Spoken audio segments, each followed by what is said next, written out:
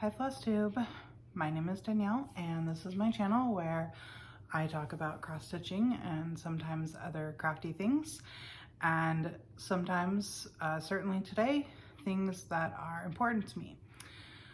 So before I get started, because I'm like raring to go, I just want to say thank you to all of my returning viewers and subscribers, and thank you to anybody who is new and just stumbled in. I appreciate all of you.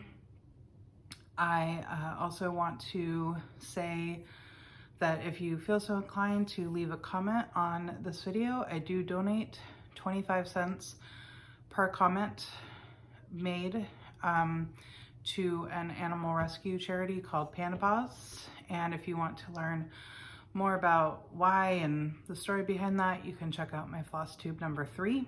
That's where I talked about that. I don't have a screenshot for you today. I think I will combine 2 months worth. I don't get a lot of comments and that's fine, but I think I will just combine March's with now April's, I guess. Or was it February's and March's? I'm confused because I'm filming a few days late. I normally like to film like the last couple days of the month to have the video out like on the 1st as like a wrap up of the previous month. So this video being posted in April is my March wrap up. So I guess, yeah, that would be accurate, that I will combine February's wrap up video with March's wrap up video. So what I want to talk to you about today, and like, you can fast forward until you see stitching if you want. I don't know how long I'm going to be on this little tangent of mine, but I hope that you will stick around to listen because I think it's very important. I have been putting off filming because I've just been very sort of like stressed out, which I'll talk about and after I talk about this. But like, I just got so like kind of hot under the collar about something that happened that I just kind of finally drove me to like, okay, I need to sit down and film my Flosstube because this is a place where I can talk about something like this and hopefully it can impact some change. So language is very important. If you follow people like me, you probably follow people like Michelle Bendy Stitchy, D's 20 Stitches, Mislaid Pages, Daybreak Stitchery. There's tons and tons of people who try to, not only, shape like their own language, but also try to help educate why it's so important. And I have had an issue lately, and something happened this morning. I've had an issue lately with people who joke or are sarcastic about abusive behaviors and tendencies. I think that it's very important to not normalize joking about abusive behaviors and patterns. And I'm going to tell you why, and I'm going to give you a couple examples of why it's important, or I have at least one. When we joke about a problematic behavior, it normalizes that behavior. And it makes it harder for people who are legitimately experiencing said problematic behavior, like the true problematic behavior, not just exaggerating something into being a problematic behavior. It makes it much harder for those people to get the attention that they need when it is happening to them, because we have just washed it of its seriousness by joking about it, by exaggerating, it ends up just hurting people. So an example that I can give you is that I'm talking about a very specific group that I've seen this done in time and time and time again. But I will preface this by saying that the entire crafting community can be guilty of this type of joke or this type of rhetoric. But I no longer in the group, but I have been in a group where the crafters in that group, it's for a specific craft, like to joke about their spouses, usually husbands. So if I slip and say that, just know that that's just because that's usually what it is, about their spouses getting upset or, like using the phrase kill me, killing me, when they find out about everything they've purchased, or that they made another order for said craft, and so they commonly are like, oh, I have it delivered to my work, or making the joke about like, could they include some kind of like, you won a free prize, so that your spouse doesn't know what you really paid for it, with the like presumption, right, that you're doing that because your spouse will be so upset with you that you spent the money or you bought another thing or whatever.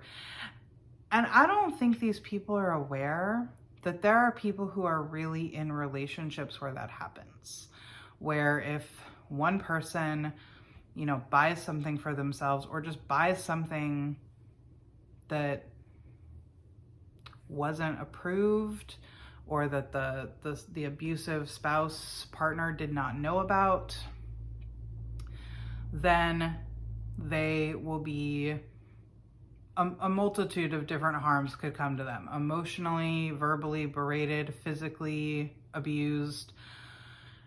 And these people joke about this to the point where, here's my example of like why I don't think it's okay to joke about these things. There was a woman who posted in that group about her husband had done something to damage her craft item, and that was like the last straw for her, and so she left him. And between the fact that there was a little bit of broken language and a little not very much like explanation about what happened, when I read it, I legitimately thought that it was just another joke about how, maybe he accidentally spilled something on the item or whatever. And so that was the last straw. I'm leaving him. Sayonara, sucker. But no, it was a legitimate case of, in a fit of rage, her husband had damaged her crafting item, and this was his abusive behavior, and she, finally took the brave step to leave. But this is the result of people joking about problematic behavior, right? And so this morning, somebody in that group, and I've come and gone from this group a few times, and I had rejoined it for a discount code a few months ago, and then this was finally like, okay, I need to get out of here, and it needs to be for good this time. This morning, somebody had made a post about their child had spilled, it looked like wax from like a Scentsy wax melter over their craft, and it got like on their desk and on the floor and such. And her exact words were, according to the state, I have to feed, clothe, and shelter her, but everything else, and then like in parentheses, all things that make life enjoyable, she's lost. Now, I know logically, and most people who read that, would know that she's probably, what she probably means is like, you know, a punishment for it. And most, you know, most punishments are like, oh, I'm going to take away your toys, or you're not going to get to watch your TV or play with your iPad today, right? But when you think about what she really said is that she's only going to provide for her what is lawfully required to meet her physical needs. And that, in my opinion, most people should consider this to be emotionally and mentally abusive.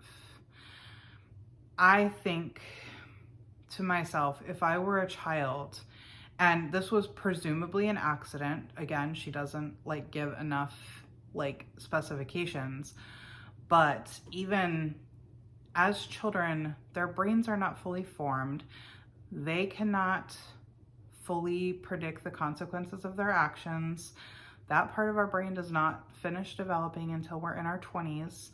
So even if it wasn't like a young child, right? Like, I don't really think the age of the child matters, or even the intentions of the child. The child is not like fully capable of understanding the consequences of their actions.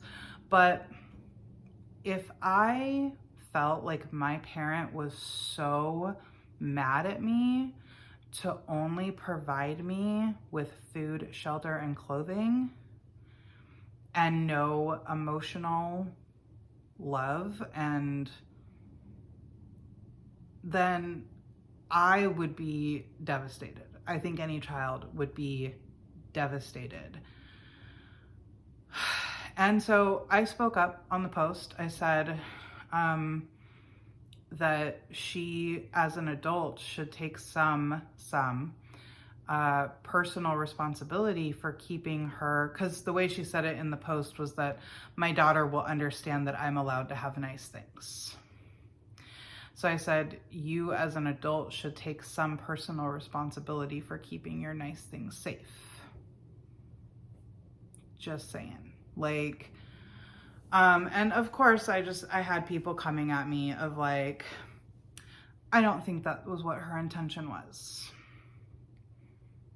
Well, she stated her intentions pretty clearly, which was that to only provide her what the state lawfully demands of her, to not be reported for child abuse. And that, well, oh, she was just venting. Could we not mix up like threats of mentally, emotionally abusing your child with venting? Like, the way to vent is like, oh my gosh, this happened overnight, I'm so upset. You know, I've put in so much hard work on this. You know, I'm just devastated. You know, any suggestions on how to help me fix it? You don't have to threaten your child with punishment for what was presumably an accident that your child probably feels horrible about, with that kind of language and behavior, you know? So that is just my PSA. That is just really, I really feel like we should not, just like language is important, you know, we all are trying to better ourselves when we talk about, you know, we don't want to say, hey guys, or we, you know, like we want to be gender inclusive. We don't want to say things that damage, hurt people. And I feel like this is a really big, you know, overlooked thing. Like, can we please stop normalizing abusive behaviors, tendencies, patterns by joking about them? You know, my husband's gonna kill me when he sees what I bought. No, because there are spouses out there that end up killing their spouse or partner over what they bought. Yeah, that was just really, really weighing on me. And so I was like, I'm gonna sit down and I'm gonna fill Flosstube and I'm going to say all the things, because I hope that somebody can hear that and go, wow, I never thought about it that way, that it's problematic to use that kind of language, because it really doesn't help real victims get the help that they need when we over exaggerate or joke about abusive behaviors. All that being said, the reason why I just haven't felt like able to sit down and do all of this is, so like life update. I don't know that I updated y'all about my dogs. I know I talked about them in February before taking them to the vet. So my older dog, the one that was deciding like, I don't want to sleep on the bed, he does have at least one problematic tooth that needs to be removed, but we haven't been able to get the dental surgery scheduled yet because they're so backed up. So we did a course of antibiotics for him, which did seem to make him feel a lot better, and we've been giving him some pain medication at night to help him sleep. But he's still sleeping downstairs. He doesn't want to be in the bedroom. And then for our younger dog, Piper, who when we took her to the vet, it didn't really occur to me to say anything about it before, but while I was there, I was like, you know, she's really not playing as much as she was. Like, she seems to be stopping playtime early, which was not like her. So because she's a King Charles Cavalier Spaniel, she is predisposed to heart disease, and like at an incident 10 times higher than general population of dogs. So our vet was like, I don't hear a heart murmur, but you might consider taking her to a cardiologist to do an ultrasound, because the ultrasound might be able to see something that I can't hear. So we did that. And good news, bad news. So the good news is, so the bad news is they did detect like a grade 1 heart murmur. She said they would call it a trivial heart murmur. It was so quiet, like so hard to hear. She had to have absolute silence in the room. It was very hard to see on the ultrasound, but it was detectable.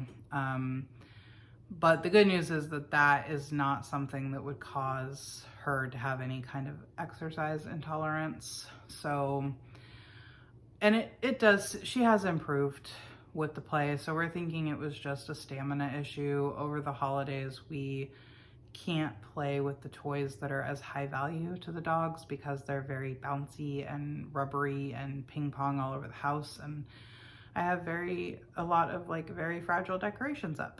So we do still play with them, but we have to use toys that are just not as high value, so they don't work for them as hard. She's definitely improved on her stamina, so I think it was just like she's a little out of shape from the holidays. But the new biggest like stress, my husband has managed to injure his foot somehow. We don't know exactly what happened, but all of a sudden one day, about 2 weeks ago now, he woke up and his foot was like all swollen and red, and he could barely walk on it. And so the next day, when he wasn't really any better, he went to urgent care, and they said that he had a cellulitis infection, which is an infection of the skin, like in the cells, like just under the skin. And so he needed antibiotics, obviously. And that, you know, they would do a video call in like 2 or 3 days and see how he was doing. And so at that video call, they were like, well, we think that you should see a podiatrist, because the x-ray didn't really show anything that they could see that would cause this kind of infection. They said it's almost always caused by an injury, but they didn't see anything. Like, there was nothing obviously broken, fractured, dislocated, etc. When they did an x-ray on him in the urgent care.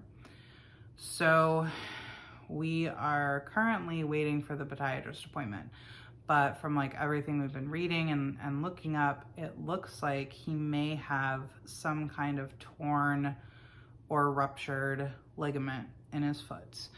And that could potentially mean surgery. It could just mean like 2 months of healing. It could mean like needing a boot, or he may need like orthopedic shoes the rest of his life, possibly physical therapy. Like there's a whole big range of possibilities. And I just don't do good I don't do well when things are up in the air. And things are very much up in the air. He's off work due to it, has filed for short-term disability. And I mean, I'm not even worried about the financial part of it. We'll be okay. Like it'll kind of suck, but we'll be okay. I'm just more worried about, like, I don't want him to have surgery. Like surgery always feels mentally very scary. I also think that that would be a really hard recovery because we have stairs. So him having to be stuck downstairs basically, because like I don't crutches on the stairs. I don't think so. So that's more like what I'm really concerned about, is I don't want the fix to have to be surgical. I'd rather him have to be out of work for 2 months. But that it'll heal on its own. So I've just been trying to kind of like, okay, day by day, waiting for this podiatry appointment, which is in 2 days. So we'll have some answers soon, hopefully. But my guess is we probably won't have answers on that day, because from what I've read, they probably need to do a CT of his foot to assess the damage, because how ruptured and torn it is will affect what the treatments are. So yeah, that's what's been going on here. And now that we are, 22 minutes in, we can talk about some stitching. I don't have too much stitching to show you today. I don't really have the capacity for editing, so I'm not going to do my normal, like, this is what it looked like when you saw it, this is what it'll look like when it's done.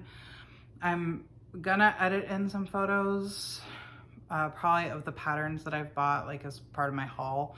I'll go ahead and like take screenshots of them and throw them in. But finding one place to put all the patterns in is fine. Having to listen back to the whole video and stop every time I have to put in pictures is more than I can handle right now. So all that being said, we shall start with fully finished items. I have a fully finished item. I did talk about this on my last video, so if you want to know like more information, you can check that video out. But this is my finished Alforce embroidery. And let me just say, they just did a very problematic thing. They put out a whole bunch of patterns appropriating Native American culture. There are some stitchy people in the community. They're on it, they're aware, they're gonna speak to Alforce Embroidery. Hopefully they can, enlighten them about why that kind of appropriation is not okay. But that's out there right now. But this was a freebie from their site. It's called Starlings. And I stitched it all in silks that I purchased from Acorns and Threads.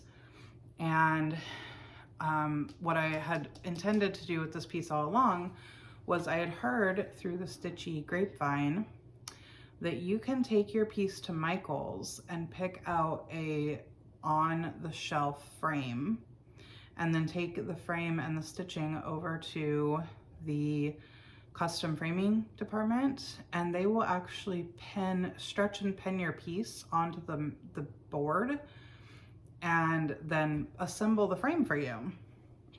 So I did that, and they even, so like this frame had like one of those easel backs, but because those typically don't fit into store-bought frames after you put the stitching in, they just chucked it and they covered it with the paper. They put the wire on, they put a, you know, like framed by, even the date.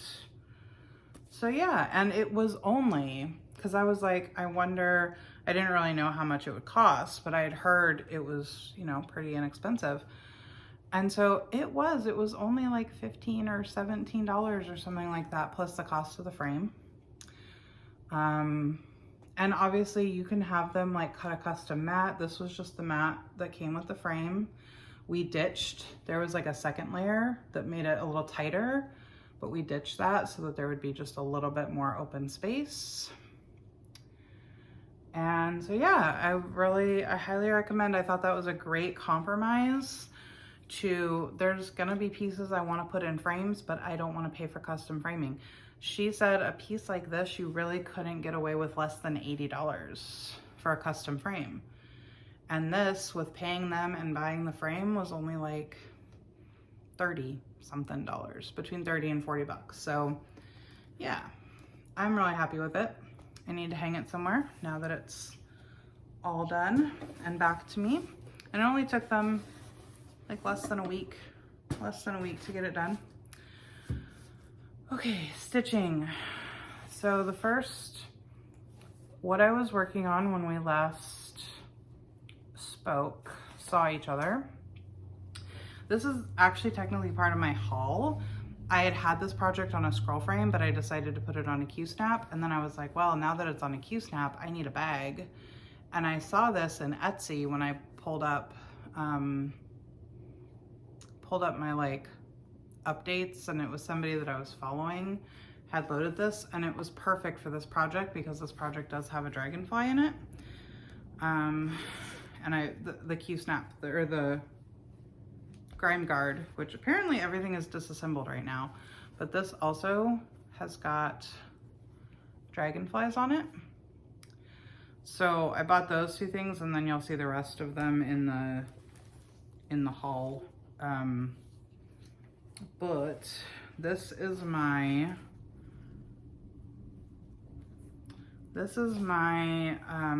Forbidden Fiber Co.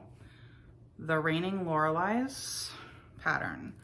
So I had it on a scroll frame, and then I just had to take it off, and I cut down my excess fabric because it was getting annoying and in my way. But so when we last saw each other, had finished, hold please. I had finished the coffee cup, but not the steam or the stuff around the box, right? The octagon around it. So since we last saw each other, I did the steam, the octagon around it, and both of those other octagons, and all the snowflakes. So I did quite a bit. I'm pretty happy with this. There was part of me that wanted to just keep going. There's 2 more octagons, but they are bigger, and they are much fuller, like, motifs inside. So I am only about 60% done, I think. There was a big part of me that wanted to push through to finish, but I also felt the burnout happening for sure. So the next time I pull this out, I will either do the one that goes at the top or the one that goes at the bottom, and then I'll see how I feel about finishing it. I should probably do the one at the top first because it's the fuller motif. But yeah, this is on a 16 count Aida. All the floss and fabric was dyed by Forbidden Fiber Co. And I really like that pattern. And it's one I hope I can finish this year. I've decided that as much as I'd like to touch all my whips, if I actually want to finish things this year and not just like have really good progress, I probably need to stop touching all the whips and like focus on the ones that I really think I can get done and want to get done. So next I pulled out, you'll get to see what this one looks like because I have the paper pattern, so rare. I pulled out RETM's The Nutcracker. This was one of my birthday starts back in September. So the last time you saw this was in my first episode of Flosstube, which was my whip parade. And I just had a very, very teeny tiny amount done because, again, it was a birthday start. I only worked on it for one day. So here's what it looks like now. When I showed it last, I was up on this ornament and all I had was just like a little bit of outline. I didn't have any of the fill-in done. And so I finished the ornament. I came down here and I did all these, and these still keep going. I'm not done. And then I came over to this, I might have done that first, I think. And then I came over to this flower motif, royally messed that up a couple times. And then I left one mistake in there. I fixed one mistake and I left one mistake. And then I came down to this, which is another ornament like this, but there's a bird inside. And I really did want to like finish at least this ornament. And then maybe like start on, I think like right here is, you can see the ballerina's arm, and I can get some hair for the ballerina in. So I kind of wanted to fill the Q-snap, but I was feeling the burnout, so I decided to stop. And and I think it might have started when my husband got injured. I've just not really been able to settle with my stitching. I'm feeling, I think the anxiety is sort of like affecting my crafting time because I've just not been able to decide what I want to work on or like stick with anything. So I had decided, Deanna from Darling and Whimsy had released her new Quirky Quakers, and I love the Quirky Quakers, so I immediately went to buy them. And I also I had like 4 that I had never purchased. And I just thought, I almost own all of them. I may as well actually own all of them. So I made that purchase. When I talk about haul, I will have a section where I put in screenshots. So I purchased all the Quirky Quakers, and then I was like, I wonder if I could go on a Quirky Quaker binge. Because even though I do get kind of burned out, like I only have to work on a Quirky Quaker for a couple, like between 2 and 5 days, depending on how dense they are, like how many stitches are in there. Because even though they're only like 40 by 40 to 47 by 47, somewhere in that neighborhood, they can be quite dense for stitches. So, but I'm like, that might be enough change that I could binge them, because I feel like I own 22, I think it was, and I've only stitched 3. So I'm like, I need to step up my Quirky Quaker game. So I decided, I was like, let me start a Quirky Quaker, but I wanted to start one that I had on paper because I don't like paper. And I have 2 that are on paper. So this is one.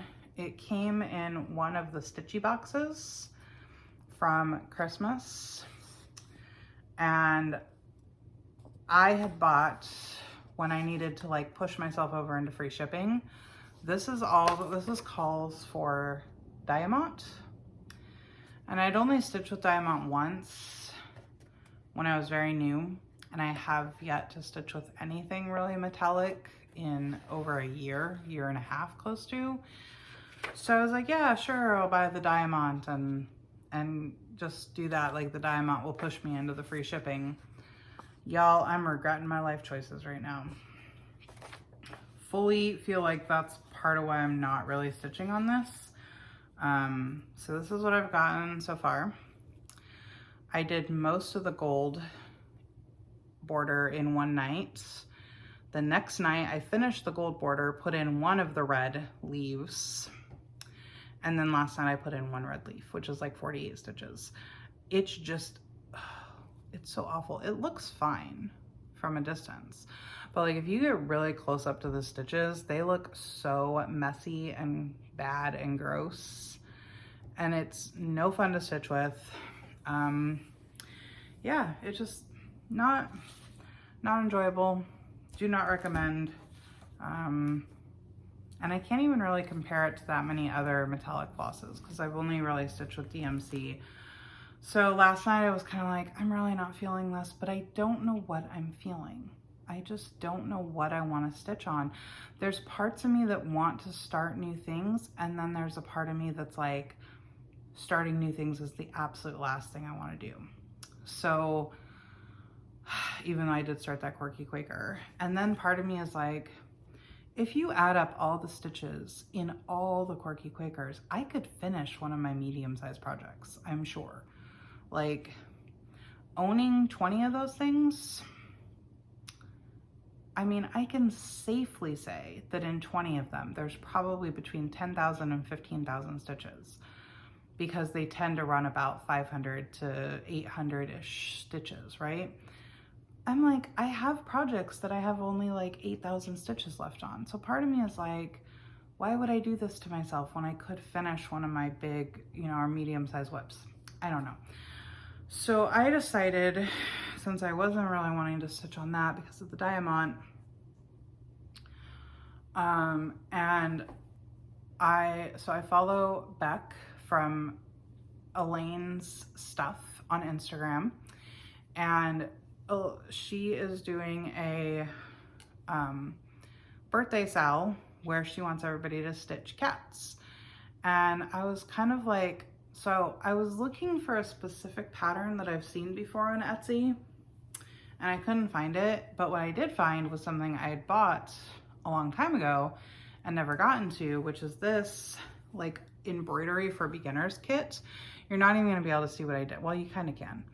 So this is not a full coverage embroidery. This is meant to like just sort of outline things and accent things, and just so you can like try stitches. Like, it kind of calls for like stem stitches, blanket stitches, back stitch, lazy daisies. It gives you like sort of a guideline for what to do, but they're like, you can do anything with it. And it was a kit that came with, you know, the pattern printed on this fabric and the floss. It's only like 5 colors. And so all I've done so far, you can kind of see where it starts, is I started outlining the cat in stem stitch. And I gotta say, so far, it's kind of difficult because I'm putting black or kind of charcoaly thread through black. So I can't really see what I'm doing. And I'm like, how do I turn corners? So I'm glad that you can't really see the stitches. Like, you can see the texture, that there's thread there, but you really can't see the stitches. The next thing I'm gonna try to do after the cat is that fish, which is also outlined in stem stitch. So that I think would be more the, how the stem stitches look should be more noticeable. So I'm hoping to have improved my stem stitch before I get to the fishy. But yeah, so, but I'm just also not feeling this. I don't know what I'm feeling, honestly. And I think like as I get closer to this podiatrist appointment for my husband, I need some answers and to know what I'm dealing with here, you know? He's pretty okay. Like, he's off work, so that's been helpful in a way to me, because it really reduces certain stressors on me by having him here to help with his brother. I'm doing more chores to kind of help compensate, because I do most of the cleaning anyways, but there was some things that he helped me with. But like, standing for 20 minutes doing dishes isn't something should be doing. Like, he can, but he hurts afterwards, and he shouldn't be. He needs to be off of his foot as much as possible. So I'm doing more chores, but I also feel like I have a little bit more mental capacity to do the chores because he's here during the daytime watching his brother, and just having him here in case there's an emergency is really helpful to me. So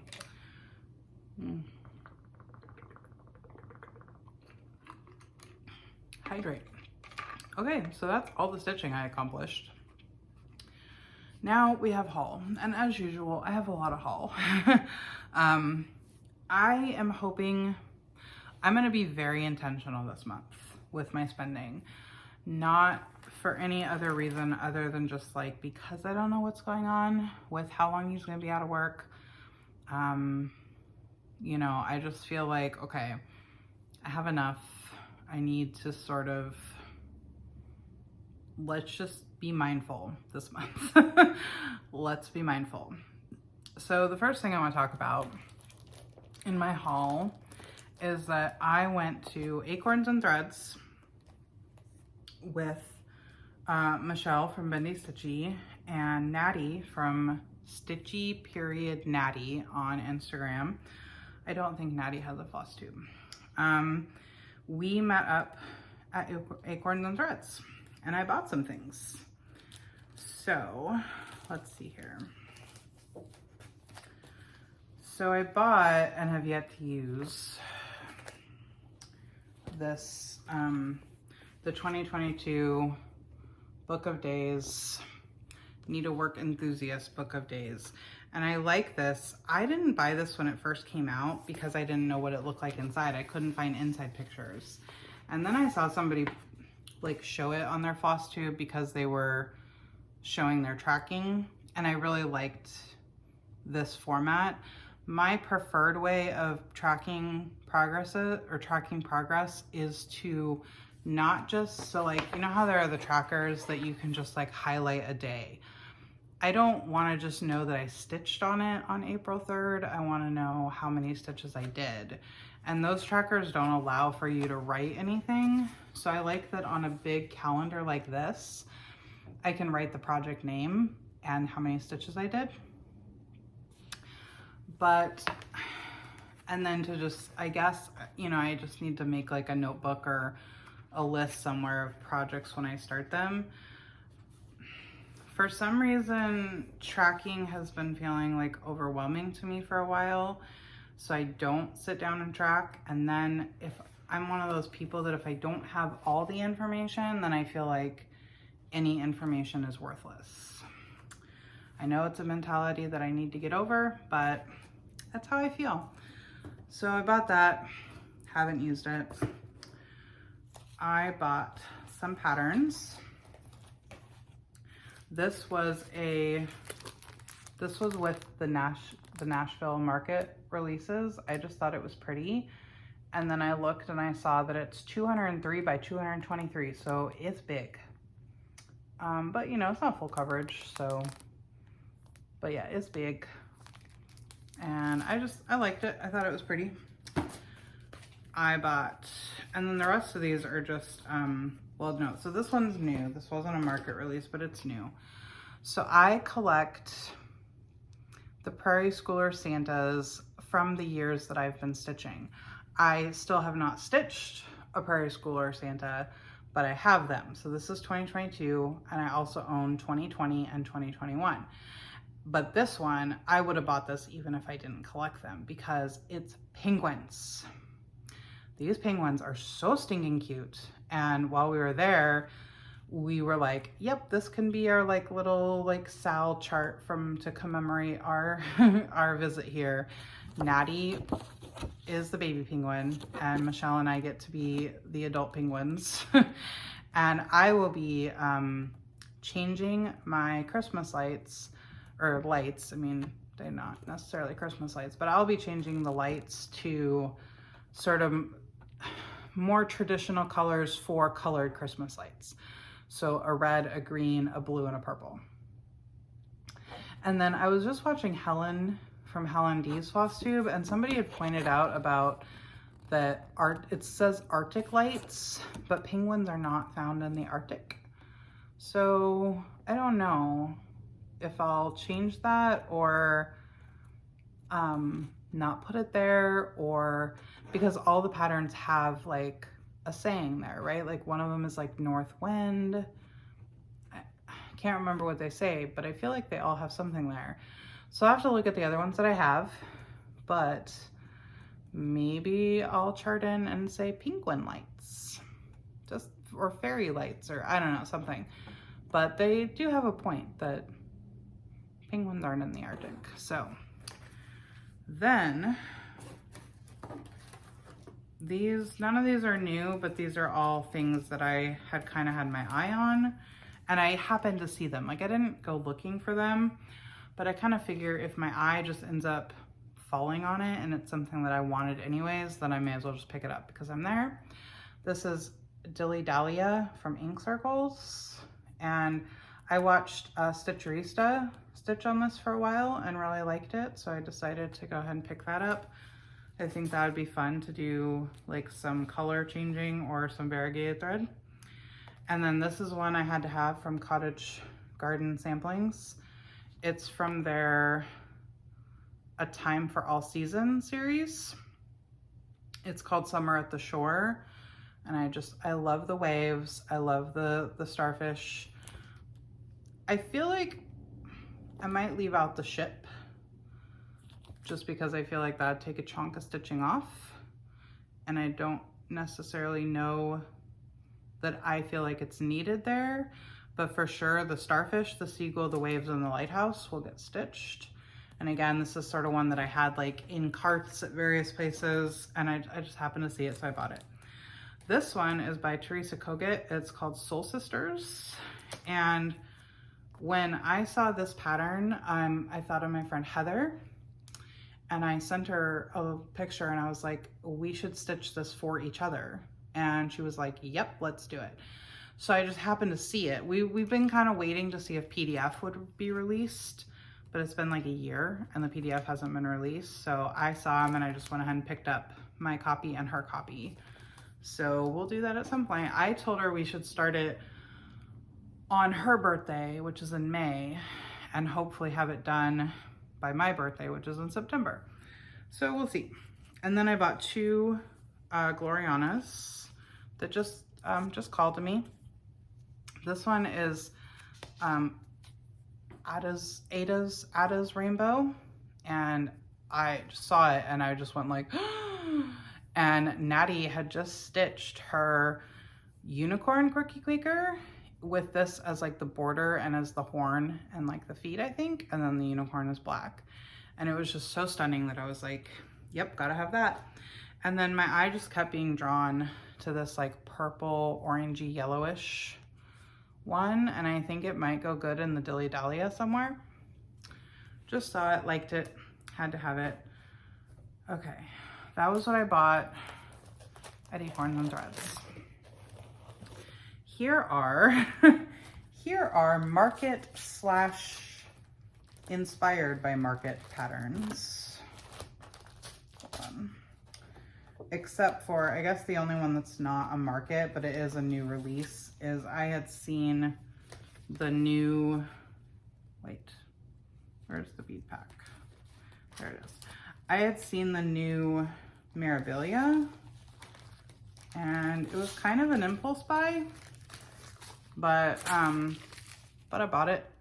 There's no Kreinik in this, which definitely pushed me over because I'm thinking that stitching with metallics may just not be for me. So yeah, no Kreinik, no, it's just DMC and blends and beads. And so I got the bead pack too. So I got that. And then these were, while I was purchasing Market releases, I also purchased these charts from, I purchased all of my Market charts from Abby at Top Knot Stitcher. And I went ahead and I picked up the fox and the raccoon. So I have decided that I want to stitch one from each season. And I'm hoping that summer and fall will only have one from each season that I want. So for the fox is winter, and we've only seen 2 of the 3, but so far I'm content with just stitching the fox. And then for spring, it was the jackalope, the raccoon, and the ferret. And I'm good with just the raccoon. So yeah. And then we'll see what summer and fall bring in the last winter. Okay, these are, and then the one thing that is also still not market, but while market was going on, I have to remove some things from packages to be able to show the front of the chart. While market was going on, I'm in the Glendon Place Facebook page, and Cheryl had posted pictures of her booth at market, her room, and I saw this and just like the breath went away. I got the asthma, the crafting, gotta have it asthma. And so this is called the Hibiscus Mandala. And I love hibiscuses, being a fan of like all things Hawaiian.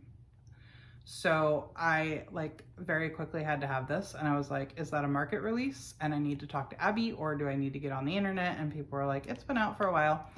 So I went, 123 Stitch was sold out, but that ended up being fine because Cheryl's website, actually, she pretty much sells like all the bead and thread packs for her charts, which is really convenient.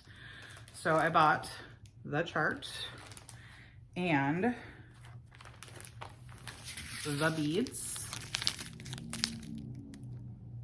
and which these beads were not in here, they need to be in here, the Dinky Dyes silk pack.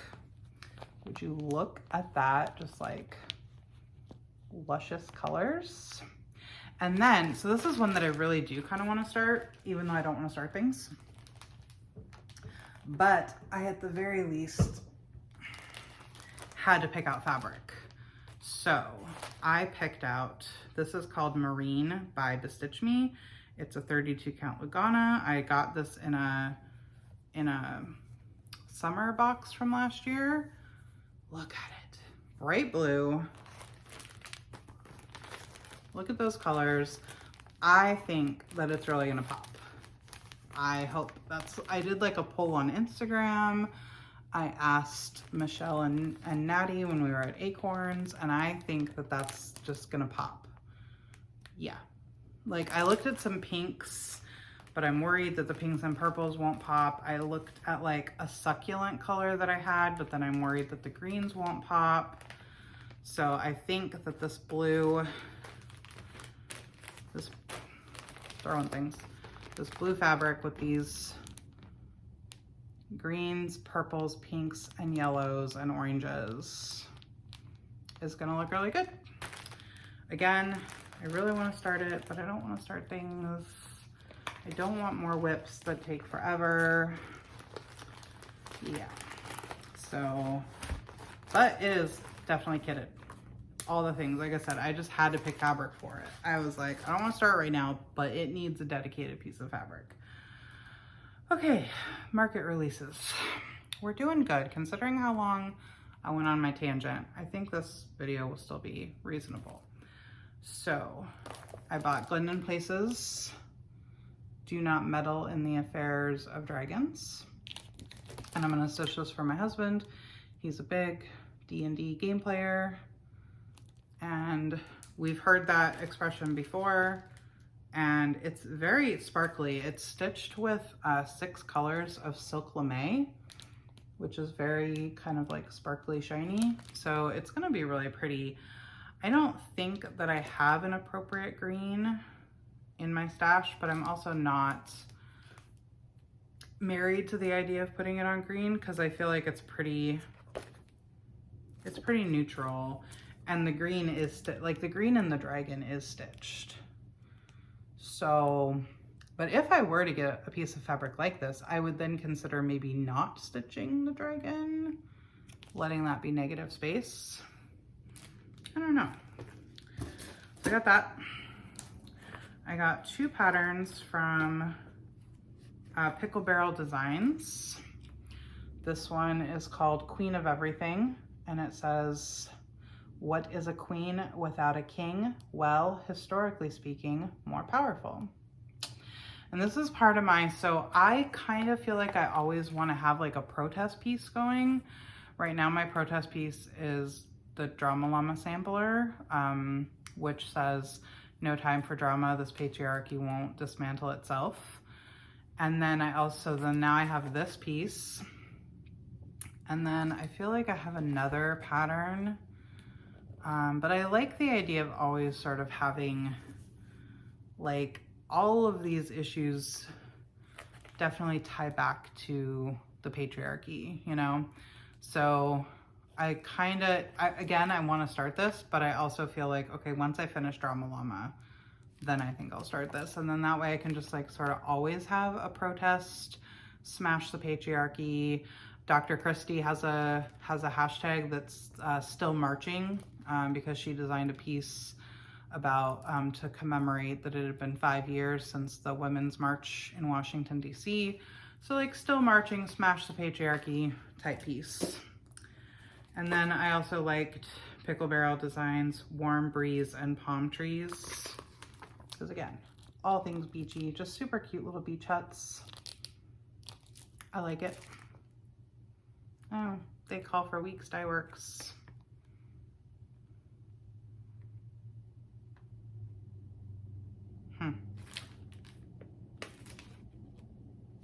Well, that won't happen, but then I bought Plum Street Samplers Corgi Caboodle. This is my first Plum Street Samplers, and I mainly just like the animal stacks from them. I also want to buy the polar bear stack too, but this is my first one. I love the little doggies. I hope they do more doggies. And my last Nashville pattern, except for digital, because I bought from Bendy Stitchy, but not from Market, because I knew she would release hers as PDFs. So actually after I show this, then I'll put in the montage of patterns I bought. But so other than Bendy Stitchy's 2 designs that I bought, this is my last Market. And this was by Luminous Fiber Arts, Gathering Honey. I thought she was done, y'all. I was like, oh, she did berries for summer. She did clovers for spring. She did the snowflakes for winter. And she did the little like pumpkin and squirrel, and for, I think it was gathering acorns for fall. So I was like, oh, she did all the season. She's done. Nope, she's not done. Gathering Honey. So I am committed to the Gathering series. All Gathering ones will be purchased. So here I will go ahead and insert a little montage of some digital patterns that I have bought recently, which will include the Quirky Quakers and Michelle Bendy Stitchy's releases from Market. So I will insert that here.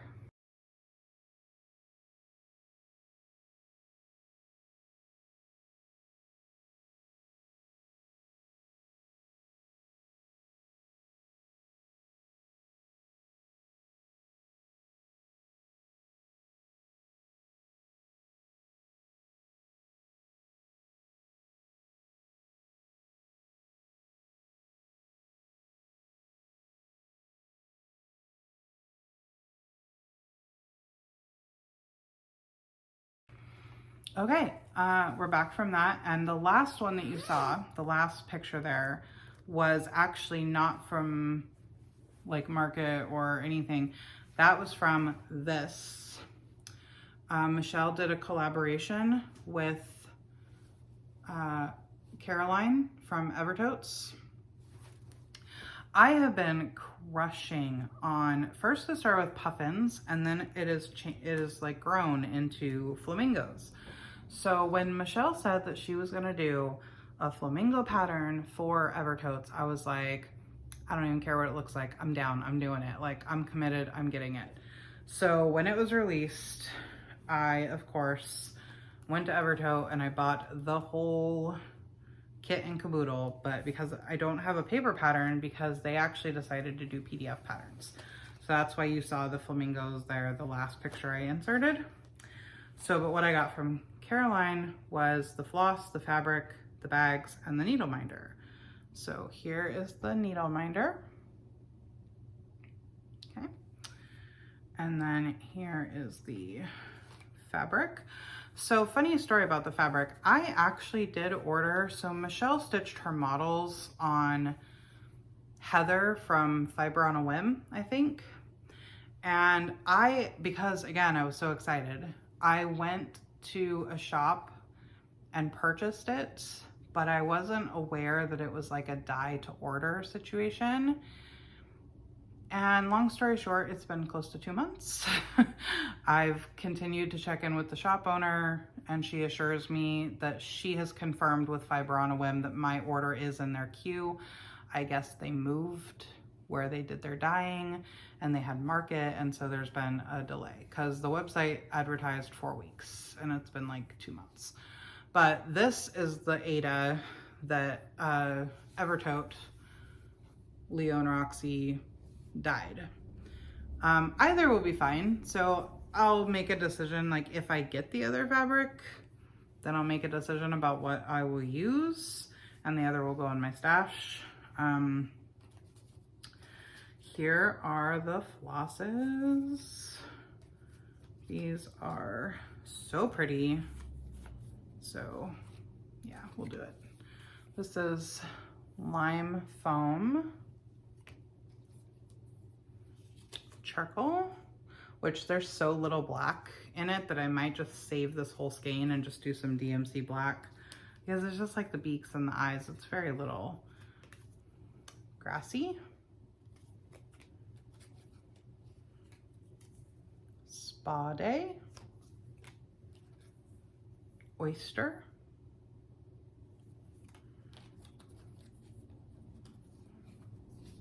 this is called Pink 182, which is what inspired Michelle to make that punk rock flamingo, which is cute, but I don't know if that's the one I'll stitch. I'll probably just stitch the Chilean.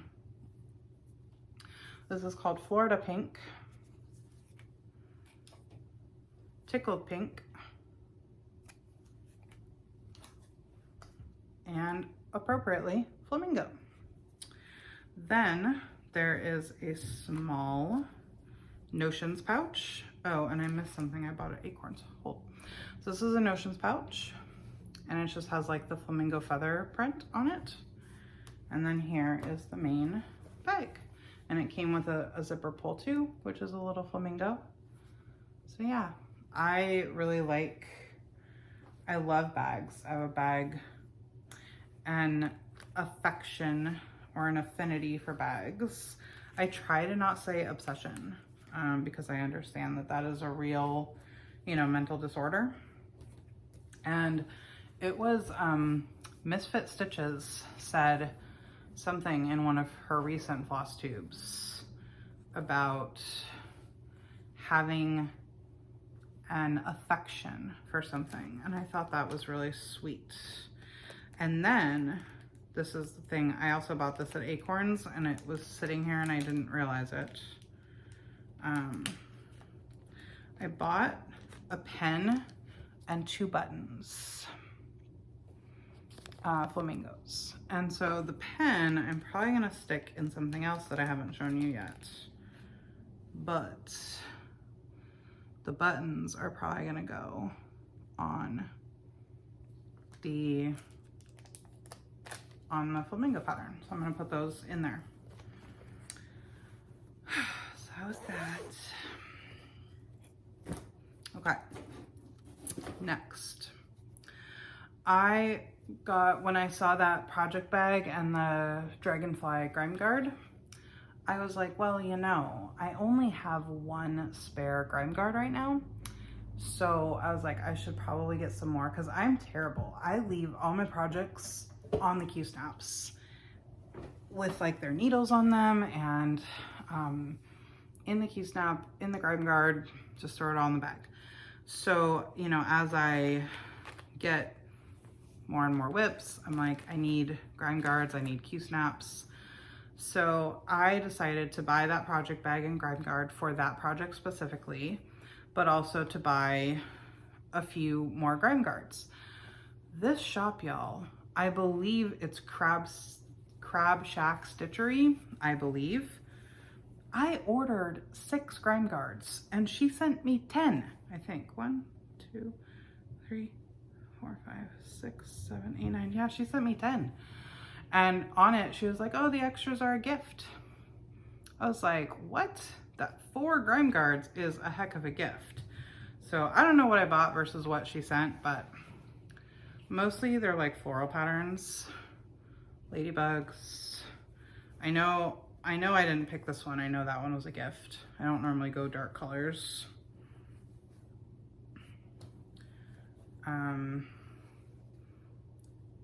Fair warning, I do think that I have seen Harry Potter fabric in her shop previously, but as of when I purchased these, there was none. So I felt pretty good in that purchase. I love the pansies. I did buy the pansies. So yeah, I have got grime guards for days now. These are all 8x8.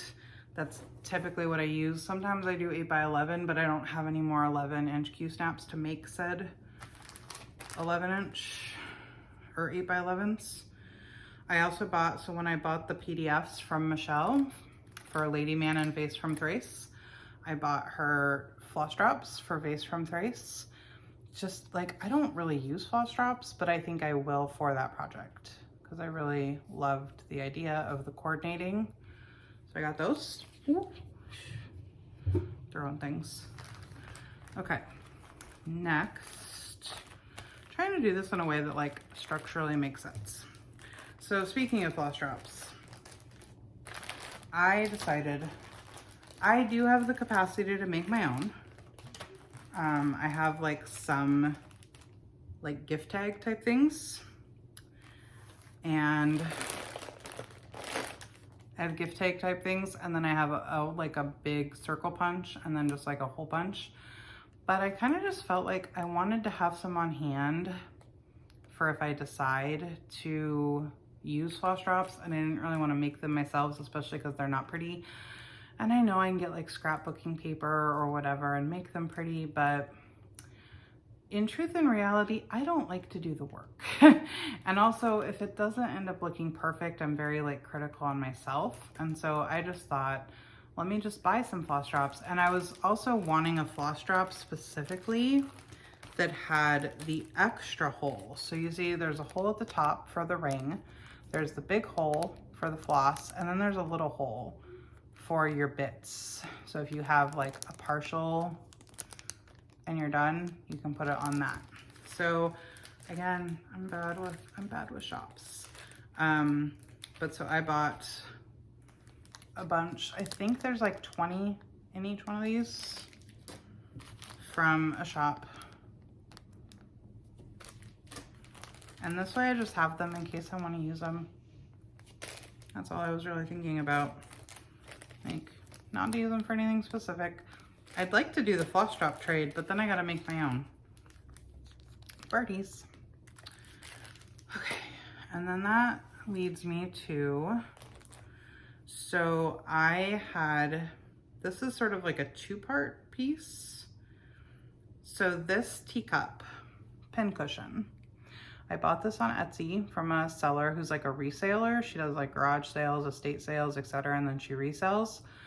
So I bought this because I just thought it was so cute, and like I'm probably never gonna stitch a drum. I'm certainly not gonna finish a drum, but I was like, it would be nice to have a way to display pens because I think pens are cool, but I need, you know, a pen cushion.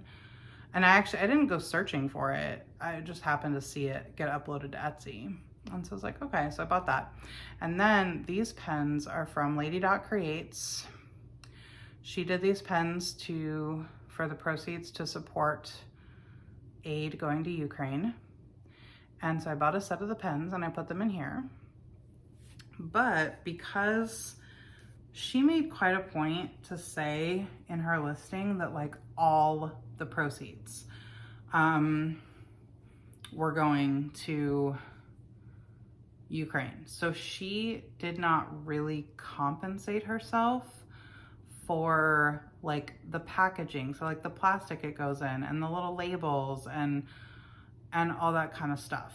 So I wanted to kind of support her in addition to just buying the pens. I decided to support her by buying some extra stuff, and then also like that bumped me up to free shipping. So I bought some rickrack and some lace because I like, for like finishing things, I like to use rickrack as a hanger. And the lace I thought just would be nice to have if I ever do finish anything in a journal. So this rickrack is mossy, flaky, and grape fizz. And then for lace, we have wading pool, firefly, dandelions, and vanilla. Oh, and she also had, and this is what I just stuck the little pink flamingo pin into. She also had this already assembled cute little wooden spool pin cushion. It's like a felt ball wrapped in felt. So I bought that already pre-assembled, and since it's pink, I threw my flamingo in there. And I figure these are just things I can change out if I get more, you know, get more pens, because I like pens. I just haven't ever really bought them because I don't have, you know, I didn't have anything to put the pens in. This is a floss that I bought from Live and Die LA. It's 50 yards of, it's called the Deep. I figure who couldn't use a good amount of yardage of a nice sapphire blue like that. And now we're just down to fabrics and flosses of the month. So I'm not gonna take these out of their packages because we're already at 1 hour and 11 minutes. So we're just gonna show them in the packages today.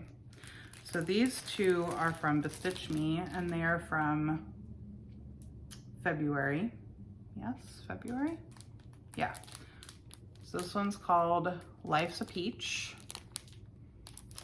but it's very pinky. It's not, I don't read it like peachy pink, I read it more like flamingo pink. And then this one's called Cinnamon. And from Bestitch Me, I get 32 count Lugana. Also, these are Marches, right? Yeah, these just came from March. So Vanilla Latte, which I actually think I just bought. As part, so I put in an order for Bestitch Me back in January, custom dye order, and it will be here, I think, tomorrow. So I'll have that to show off in my next floss tube. But it's all Jobelan, because now that I've decided that I prefer Jobelan, I wanted to bulk up on it a little bit because most of my fabric clubs had been Lugana. And this one is called Adventurine. Very like succulent-y green color, minty green.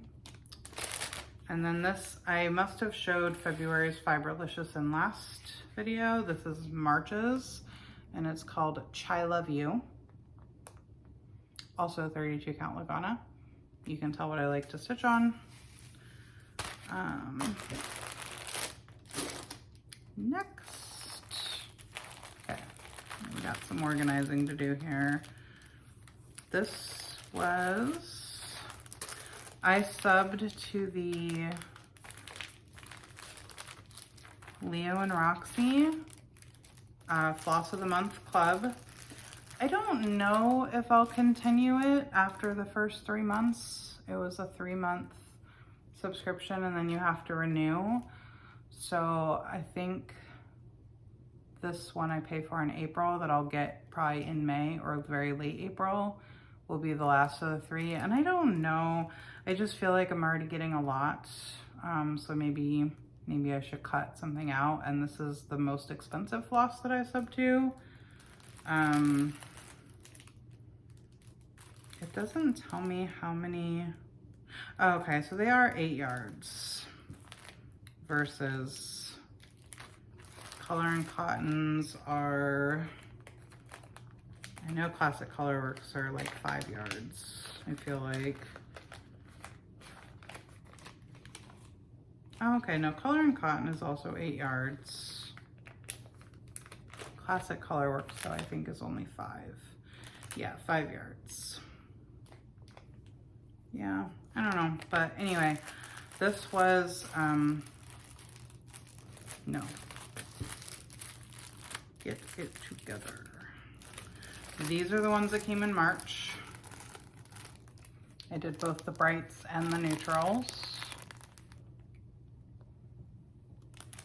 Actually, here, I'll show it from the back. You can see the colors better without all that packaging in the way. I really like this pack. It's very bright. Love it. And then these are the Leo and Roxy for, oh, April. So they're shipping out ahead, not behind. That's always nice. I mean, it's all about perception, but I got these in March, so they're definitely shipping ahead. And I have yet to stitch with them, so I don't know how I feel about them. Maybe I guess I should do that before I make any decisions, eh? I don't know. Something, either start one of the flamingos or do something small with stash stuff. These are the color and cottons for March. That pack there, that pack there. I get 10 skeins from them. And then I get, this one I can't really show you in the package still because they're all braided up. So these are the Classic Colorworks that I get, and I get that through a sub from Fat Quarter Shop. Let me try to pull them apart and just hold them all up at once. And I think I got 6 of them. And I kind of like, they seem to theme them around color, which I find interesting. I kind of prefer like a alphabetical system when it comes to like a big brand, I guess, because I don't know if they'll repeat them for the sake of color coordinating, you know? But yeah, so those are the Classic Colorworks that I got. I've been kind of trying to bulk up on like called for brands. So my next one that I do someday will probably be Gentle Art. And then speaking of haul, it won't be here. You'll see it in my next video. But Fire Poppies is going out of business. And I went and I ordered a bunch of dinky dies because when they're normally $4.50 a skein, and you can get it for $2.93. I just bought a bunch of them. I started at the beginning of the alphabet. You know, I think some of them were already sold out or sold out while I was shopping, so I don't have like everything in the alphabet, but I figured it was one of the silks that I liked the most while I was stitching on the Alforce embroidery piece. So yeah, I bought a bunch of dinky dies from Fire Poppies. I'm sure they've sold out of a lot of their product, but go check them out because they're doing 35% off fabric and floss and 40% off charts and magazines. So that's pretty good. Plans for April. I have no plans for April because I don't know what I want to work on. I kind of feel like getting out Gilmore Girls, and I don't know if it's because I want to watch Gilmore Girls, but if I do, I'll pull out the other one, the sampler one by the Enablers, and I'll like flip-flop between the Enabler sampler and the Forbidden Fiber Co. Quaker style one, because those are two projects that I would really like to have done this year. They're both over 50% done, so they're feeling fairly manageable at this point. But I just don't know what I want to work on. So that's it. That's all for me today. I will see you again in a few weeks for April wrap up. And yeah, thank you so much for being here. Thank you for taking a little bit of time out of your day to be with me. And until the next one, bye y'all.